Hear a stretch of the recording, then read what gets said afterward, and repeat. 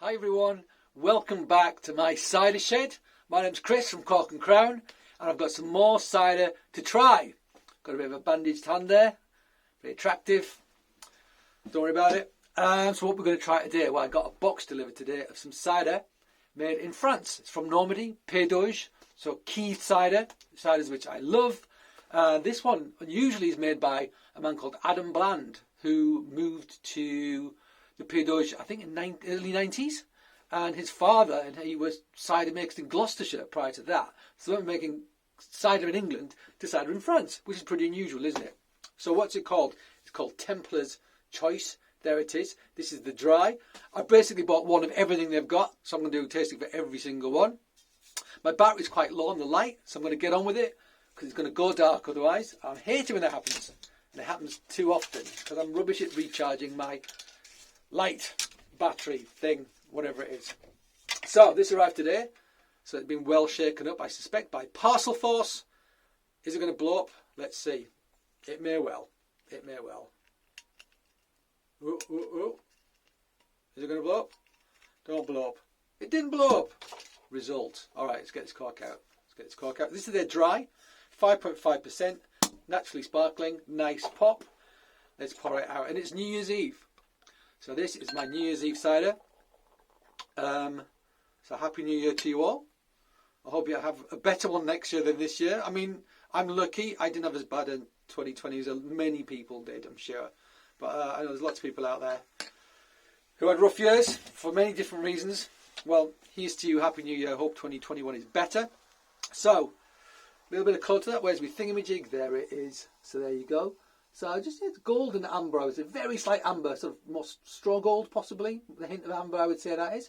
Some nice bubbles on there, which I'm sure you saw. This is pretty cold. I've actually kept it outside the back door, but it's colder than it should be because it's so bloody cold outside. Don't know if you can see my breath. I can see my breath. It's cold in the shed. Right then, let's have a sniff. Yep, baked apple. Lots of ripe apple, baked apple, little bit of like buttery character to it. Yep, nice. What I'd expect from a keeved cider. What I'd expect from a keeved cider. Now, let's see what they mean by dry, because we had the Perjoul that was dry, brut, but it wasn't dry. It simply wasn't. I mean, it might have been dry by keeved cider standards, but I don't think it was. So let's see what this one's like. Yeah, it's got that buttery. It's got a nice buttery character. I mean, it's really cold. It's really cold, so I'm just not going to get as much off it as I'd hoped to, but certainly nose-wise, it's what I'd expect, and it's what I love about keeved cider. And 5.5, it's brilliant, brilliantly low alcohol. You know, it doesn't have to be super strong. With cider and perry, often you can't detect the strength. It doesn't make a lot of difference, maybe in terms of viscosity a bit, but you can't tell when you drink them usually how strong they are. You really can't. So let's try it. Happy New Year.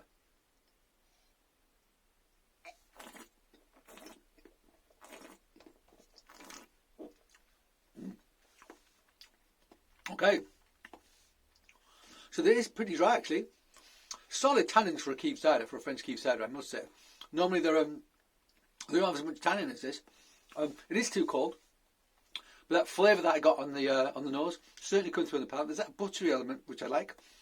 Quite a delicate, ripe apple, aged apple character. Very subtle baked apple character. Not quite as tartanish.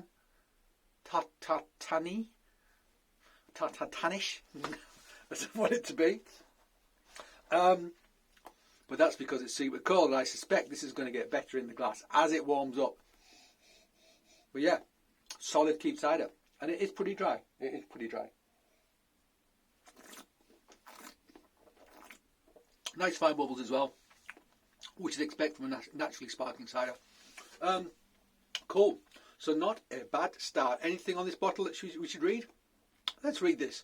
Traditional cider apples from our heritage orchards are harvested, pressed, and then after the ancient art of keeving, our ciders are left to steadily ferment on their natural yeasts throughout the winter months. In the spring, they are bottle conditioned to give a natural sparkle to our very fine, unfiltered, unpasteurised ciders. Excellent stuff. So it sounds like they are possibly dosing before bottling. This is natural sparkle. No, it could be bottle. Actually, no, there could be. Is it pet nat or is it bottle conditioned? As in, they add a little bit of sugar to ferment in bottle. Don't know. Or a bit of cider to make it ferment in bottle. Don't know. Don't know. Maybe I'll try and find out.